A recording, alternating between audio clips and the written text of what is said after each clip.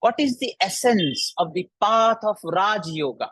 Some people call it Kriya Yoga also. And how to apply this in practical life? Please share your views.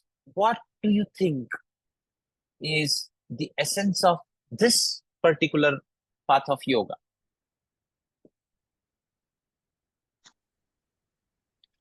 Yes, Good Gandhi morning, sir. Good morning. Good morning, sir. Good morning to everyone. Sir, Raja Yoga, it is, as the name itself says, is Raja, the king of yoga. It is what we are all following in your class also, the Raja Yoga only. That is Yama, Niyama, Pranayama, Pratyahara, Dharana, Dhyana, Samadhi.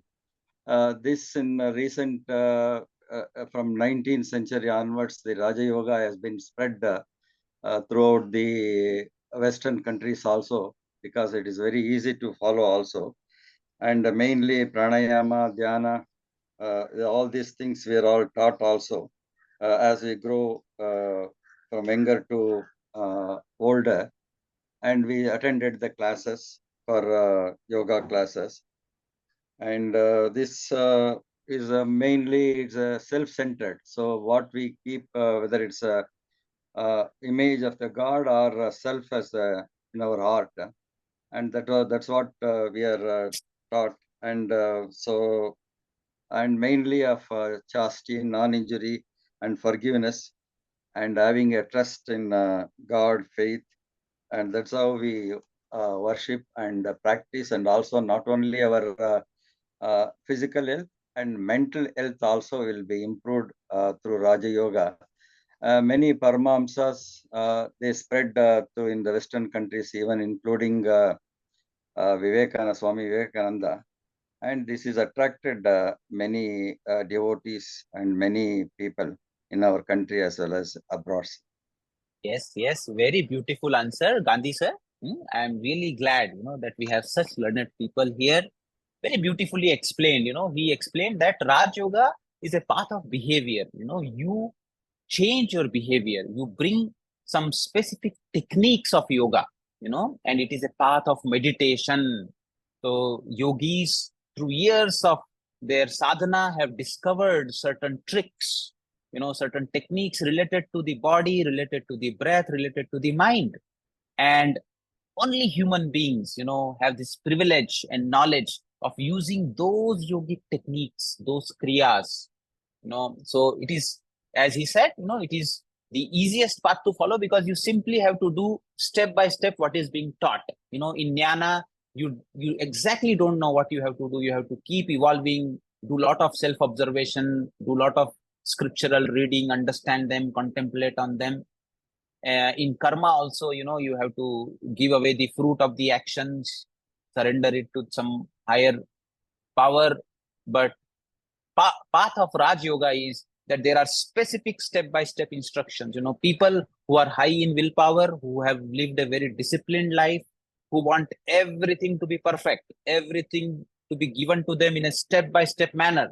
That is why Western population like it very much, because it is also a very foolproof and scientific path of yoga. Anybody else would like to share any views?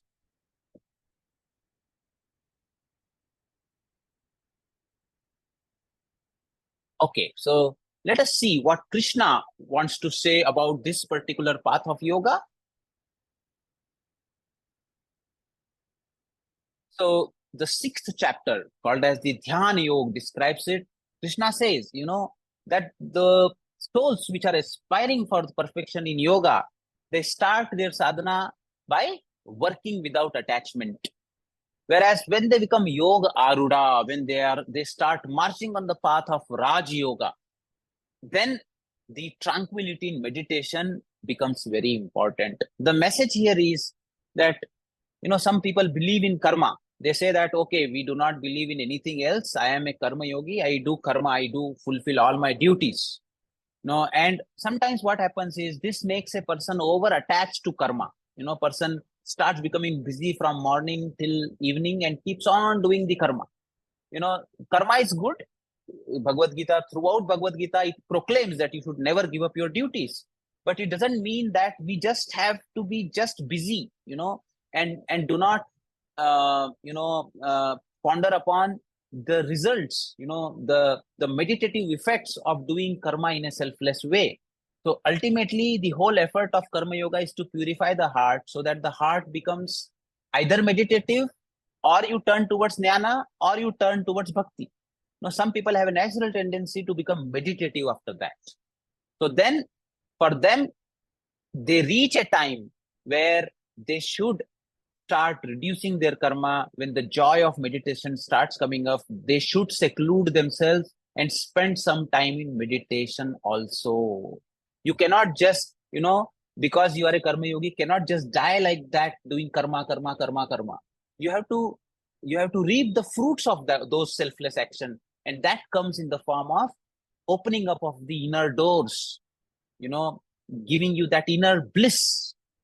So you have to enjoy that. You have to go and go deeper into that. For that, there should be some moment in the day where your mind is free from the thoughts of work, and where you are able to turn inwards and feel connected to the inner bliss. So this is very important. So Krishna says, Uddhared atmana atmanam na atmanam avsadayet atmaeva yatmano bandhuhu atmaeva ripuratmana. No, this path doesn't even require a strict belief in God also. Says, okay, do you trust that you exist?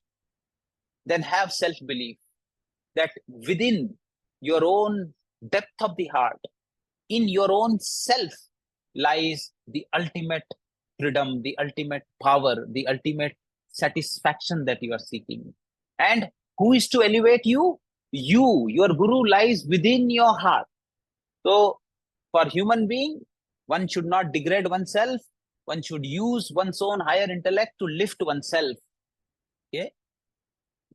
Because man, his mind himself is man's greatest friend, and mind itself is the greatest enemy.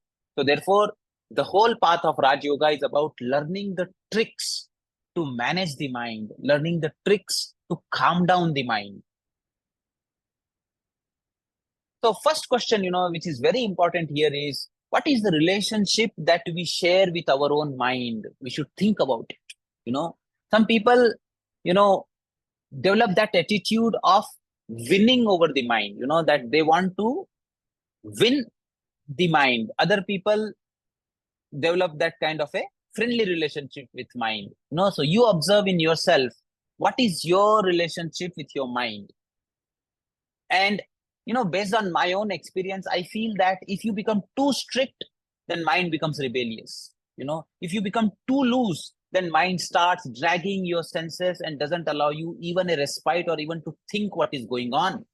Therefore, I believe that one should perceive the mind like a naughty kid. So what does a naughty child do? Whatever you say it not to do, it does it more. And therefore, no is not the word that you use with a child like that. You should always channelize the energy of the child towards constructive direction. So never tell a child not to do this. Always tell, do this, do this, do this. So tell positive things and do not say no for negative things. So hold on to the light and do not fight with the darkness. This is one approach. So the mind then slowly develops a friendly attitude towards you. Sometimes you will see that your mind is going on to some kind of a thought again and again. Then you can just relax and ask your mind, why is it going there again and again? And have a friendly conversation with the mind. See, I have to do this important task, but you are not cooperating with me. I request you to please cooperate. Then mind will say something, and then you can request the mind that the mind be more cooperative, and then you will fulfill what your mind wants later. So in this way, a childlike approach, because whatever the mind does, whatever it says, it is something that you have only fed the mind through your senses. So whatever the child omits, it is As a parent, what you have fed, that only is the child vomiting. It is not the fault of the child. So there is no point considering your mind as, a kind of an enemy, but it is an energy that you need to harness and channelize properly. That should be your approach. And Krishna also says in Bhagavad Gita that I lie. Sarvasya chaham hridhi sannivishto. I am residing in the heart of every being. So Krishna says that, as I told you, that a yogi, a person who wants to walk on the path of Raj Yoga, should definitely have a separate time, reside in seclusion, constantly engaging in meditation and trying to control the mind, pacify the mind, managing it intelligently, not with a kind of a very rash kind of an approach. And the whole effort should be getting rid of desires and possessions and turning the whole attention inwards. That is what we do in the morning session, in the Yoga Nidra. Now, another thing that people ask while managing the mind is what to do with these emotions, the anger, the sadness, the jealousy, the cravings, missing somebody, all those emotions when they come, what do you do? Do you keep on suppressing them within you? Then you see that you can manage it only for a certain duration of time. After that, it creates more and more agitation in you. For small things, excess of those emotions start coming out. They are disproportionate to the actions later on. Whereas when you express it, you get into this cycle where you express it, and after that, invariably, every time you feel guilty, then you develop regret, then you feel depressed, then again you express, and you get into this cycle. So suppressing is a problem, expressing is a problem. So what to do with the emotions on the path of Raj Yoga? You have to manage your mind. So the way out, according to yoga philosophy, is express without attachment. It is an energy. You are filled with energy in motion. That is called as emotion. So this energy cannot be blocked, cannot be expressed directly onto the person or the society. You have to express it in a way that it doesn't hurt anybody. Then the cycle of regret will not come. So people scream it out, they cry it out, they write it out, they run it out, or if you can also breathe it out, doing a Bhastrika, releasing all the anger and frustration out. You can use yogic techniques also to do the catharsis of your emotions. You have to find out your own way. So this is another way. Before you go into meditation, these, practices should be used to channelize your energies and calm yourself down, reduce your rajoguna. That is the whole effort here. So Krishna says how to do the meditation. Very beautifully Krishna has described Chuchau Deshe, the place where you sit should be clean. It should generate positive vibe. There can be a lamp of light. Pratishtha. Your asana should be stable. Your body should be stable.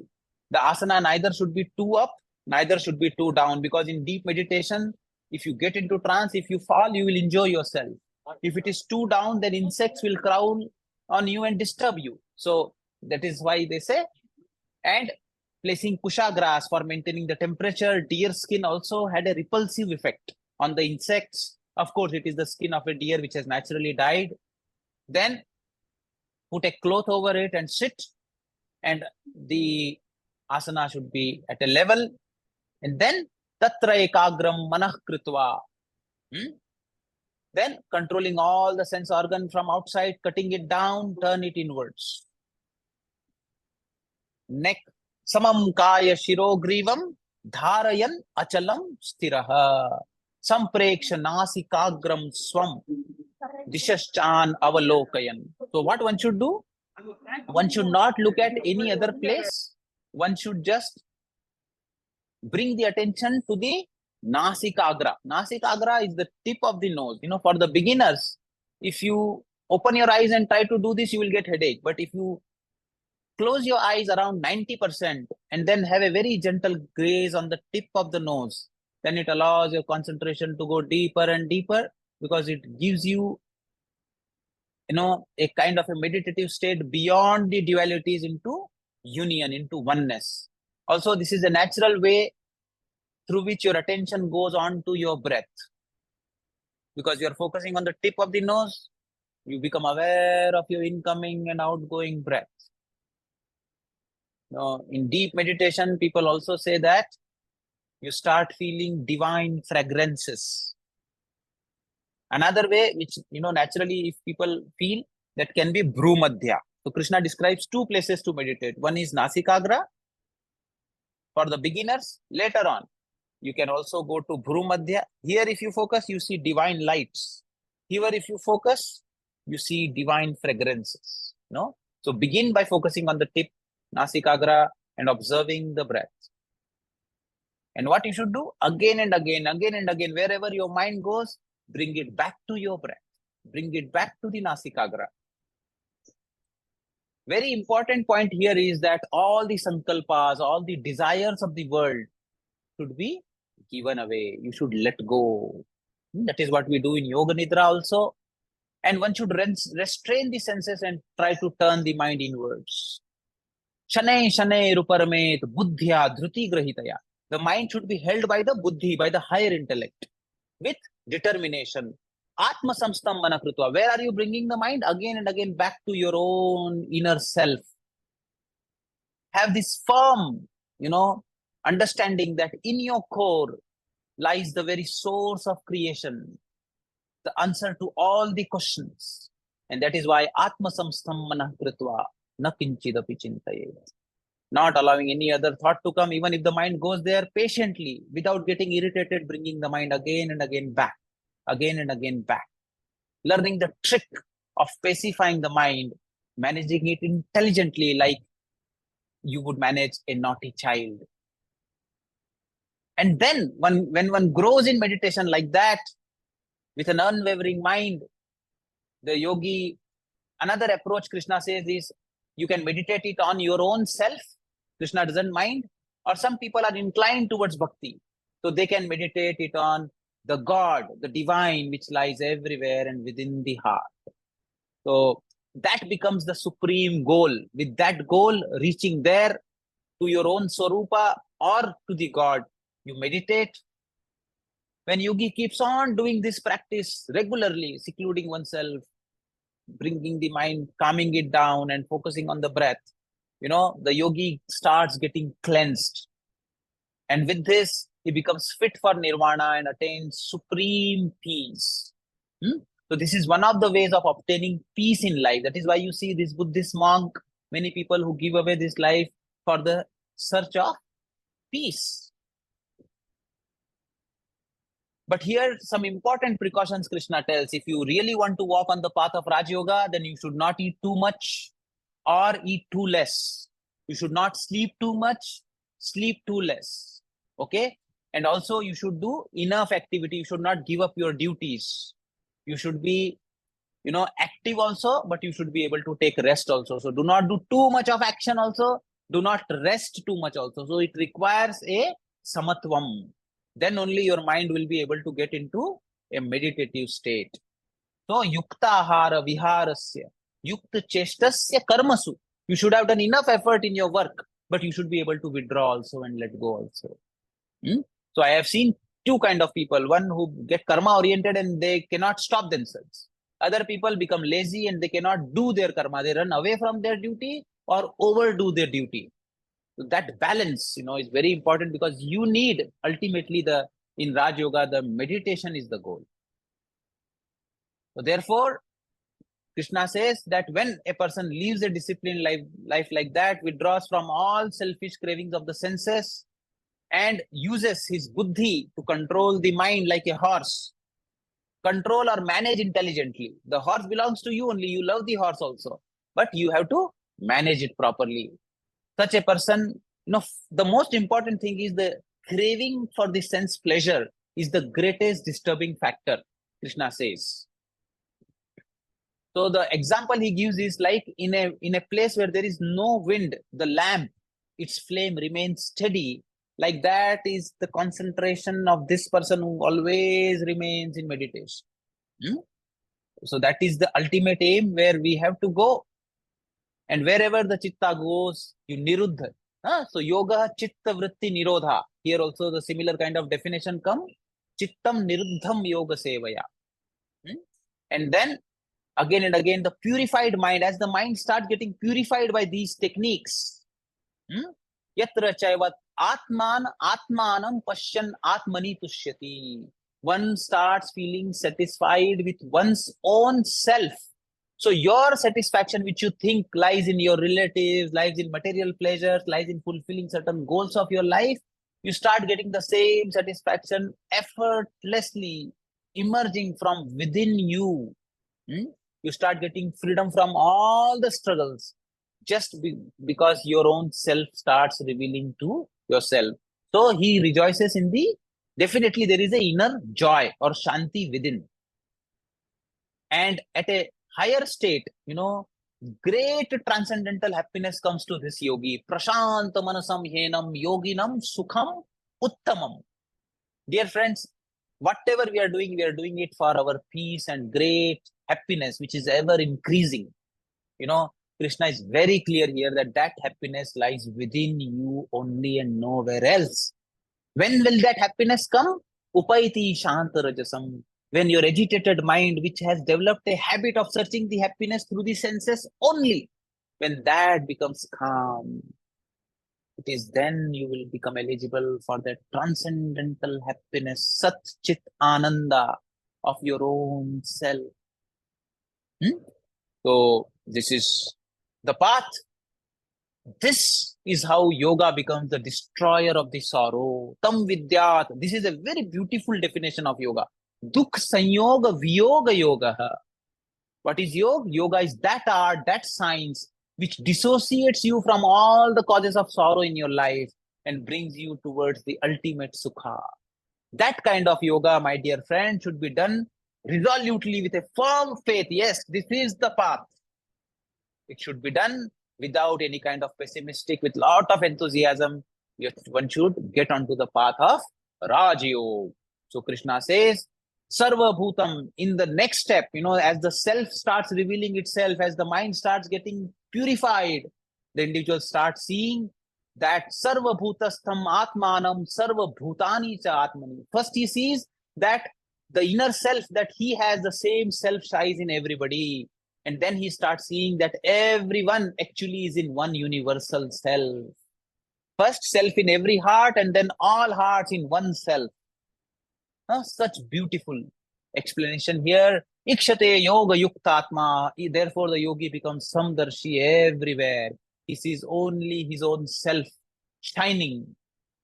And then through bhakti, those who want to get into the Raj Yoga mixed with bhakti, for them, yo mam pashyati sarvatra, sarvam cha mai pashyati. Those who see me in every heart and sees everything as my manifestation, they never vanish away from my sight, and I never vanish away from their sight. Krishna is promising, if you see that consciousness everywhere, that consciousness also starts seeing you every moment.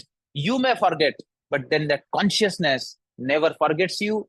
Therefore, Krishna says, the greatest among all the yogis is the one Atma upamena sarvatra samam pashyati yo Arjuna sukham va yadi va dukkham sa yogi paramo mata. Greatest or perfect among all yogis is the one for whom his own heart has dissolved. And what is his heart now? The sukha of another. He becomes happy in others' happiness. He becomes sad in others' sorrow.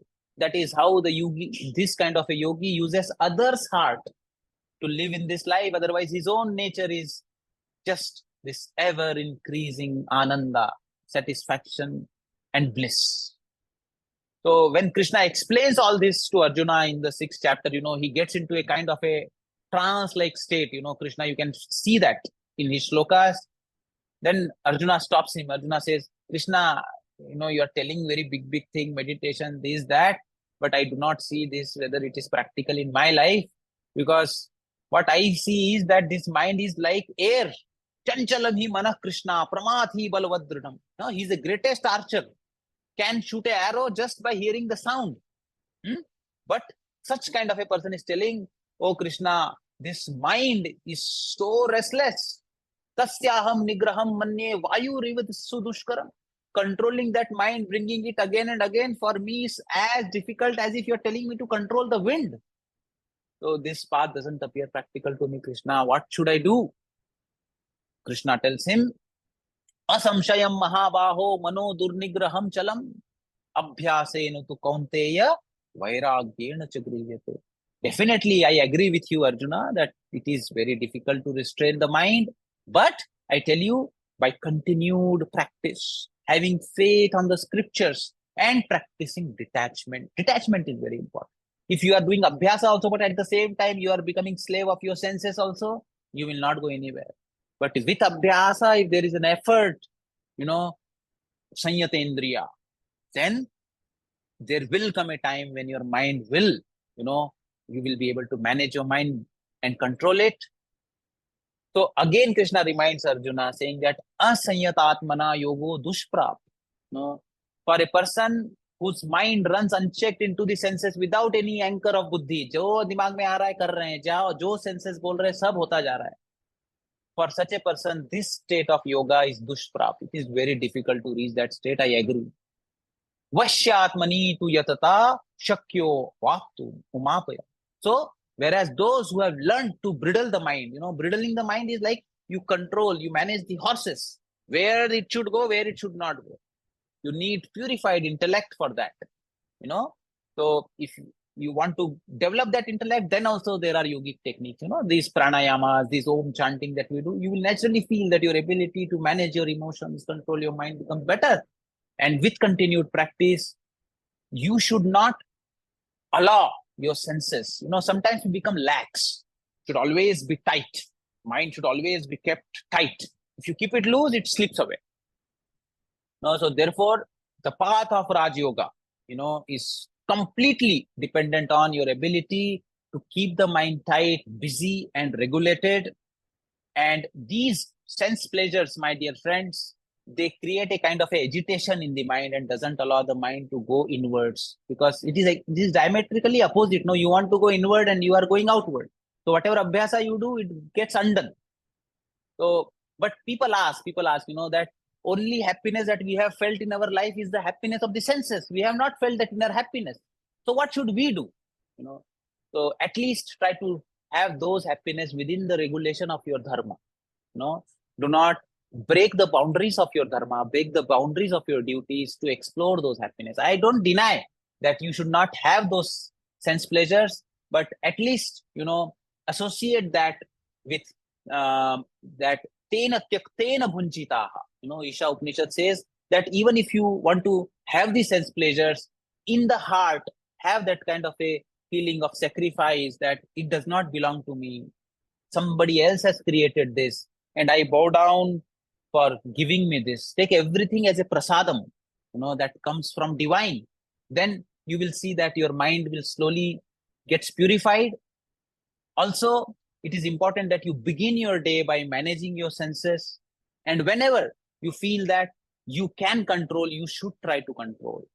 Ultimately, my dear friends, in the beginning, always the control is in your hand. First, you accept that, okay, I am going to drink. This glass of alcohol is there and I am going to drink it. And you sign, your signature is taken first that, yes, I will take it. After that, you cannot stop yourself. No. But in the beginning itself, if you say that I do not accept it, आप अस्वीकार कर दीजिए उसको beginning में ही, तब आप देखेंगे कि आपको उसके ऊपर विजय प्राप्त करना आ जाएगा. कहीं ना कहीं मन की गहराई में हम ही इन सेंसेस को स्वीकार करते हैं, हम ही उन्हें अपने ऊपर बैठने के लिए, अपने सिर पर बैठने के लिए अलाउ करते हैं. तो for certain aspects, we are very strict. We say that, okay, I do not eat meat, or I do not take alcohol, or I do not do this. For certain things in our life, we have said that we do not accept it, and our mind doesn't go there. But in certain aspects, which are still, our weaknesses, we have thought that, okay, I can allow my mind there. This is not a bad thing. That is become a problem. That has become a problem which is draining all our energy. So just check yourself and do not accept your senses to be above your intellect. Do not give your signature in the beginning itself. So whatever has to be done, it has to be done right in the beginning. After you say that, okay, I accept it or I want it. See, initially my tongue wants it. Till my tongue wants it, I can control it. As soon as I say that I want it, now you're gone. Now you're finished. Now tongue will take you. You will overeat, you will whatever. So therefore, a yogi, a Raj yogi, never says that he wants anything. He always says his senses want it. And he decides how much to give, whether to give or not. So this simple trick, never say I want. Say my senses want, my ears want, my eyes want, my skin wants, my tongue wants. And then you will say that extraordinary ability will come in you. And do not accept, do not have that deep acceptance within you. You will see that you will grow. So Krishna toward the end, says, tapasvyo bhi adhiko yogi. Such a yogi is greater than the ascetics, the tapasvis. He is also superior to the jnanis. Jnani bhyo api adhiko. Karmibhyascha adhiko yogi. Such a yogi is even above the karma yogis, even the people who are busy doing their duties, karmas. तस्माद योगी भव अर्जुन. इसलिए हो अर्जुन, हे अर्जुन, आप योगी बनिए. You become such a Raj yogi, O Arjun. But then towards the end he says, even among those yogis, who are Raj yogis, yogi naam api sarvesham madgat antaratmana, madgaten antaratmana, whose movement is towards me only, whether it is towards his own heart or towards externally, who is always thinking of moving towards me. Shraddhavan bhajate yo mam. Tame yukta tamo matah. Even among the Raj Yogi, the one which has beautifully colored his practices with the fragrance of bhakti, with the color of bhakti, I feel that kind of a yogi is the greatest one. So I wish and pray that all of you, that all of us walk on this beautiful path of Raj Yoga. You are already Raj Yogis, the people here, because for years together, you people have been living this disciplined life of joining these sessions with me. And it would be very beautiful if we add the color of bhakti into Raj Yoga, make this whole session a prayer, offer it to the supreme divine, or if you do not believe in God, then to the very real self that shines in your heart. I wish and pray for all of you. In the next session, we will explore the path of bhakti. Thank you. Thank you very much.